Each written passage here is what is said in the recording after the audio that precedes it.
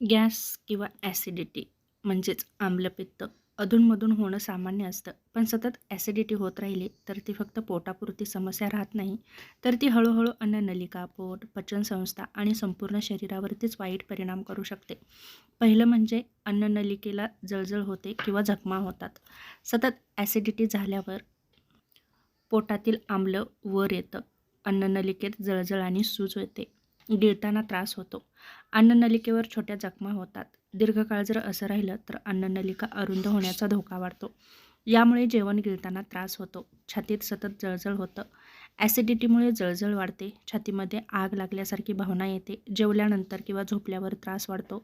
कधीकधी हार्ट अटॅकसारखा त्रास वाटू शकतो. म्हणून अनेक लोक घाबरून जातात. त्याचप्रमाणे पोटामध्ये अल्सर होण्याचा धोका वाढतो. सतत ॲसिडिटी राहिली तर पोटाच्या आतल्या भिंतीवर जखमा तयार होऊ शकतात. त्यामुळे पोट दुखणं, जळजळ, उलटी होते. कधीकधी रक्तस्राव होण्याचाही धोका वाढतो. पचनसंस्था मंद होते. सतत ॲसिडिटी असल्यास पचनसंस्था व्यवस्थित काम करत नाही. त्यामुळे अन्न नीट पचत नाही. पोट फुगतं, ढेकर येते, भूक कमी लागते. थोडं खाल्लं तरी पोट भरल्यासारखं वाटतं. तोंड आणि दातांवर वाईट परिणाम होतात. ॲसिड वारंवार तोंडात जर आलं तर आपल्या तोंडाचा वास येऊ शकतो. दाताचं ॲनिमल झिजतं. दात संवेदनशील होतात. तोंडात कडू किंवा आंबट चव येते. दुर्गंधी येते. घसा आणि आवाजावरतीही परिणाम होतो. जसं की ॲसिड वर येत राहिलं तर आपला घसा सतत खवखवतो. आवाज बसतो. खोकला येतो. घशात काहीतरी अडकल्यासारखं वाटतं. झोपेवर वाईट परिणाम होतात. जर रात्री ॲसिडिटी वाढली तर झोप लागत नाही. रात्री छातीत जळजळ वाटतं. त्यामुळे आपण अस्वस्थ होतो. त्याचप्रमाणे वारंवार ओटावंही लागतं. यामुळे दुसऱ्या दिवशी थकवा आणि चिडचिड वाढते. वजन कमी होते. अशक्तपणा वाढतो. आणि जर दीर्घकाळ ॲसिडिटी राहिली तर भूक कमी होते. आपण जेवण टाळतो आणि आपल्या शरीराला व्यवस्थित पोषण मिळत नाही. त्यामुळे वजन कमी होतं, अशक्तपणा वाढतो आणि थकवाही वाढतो.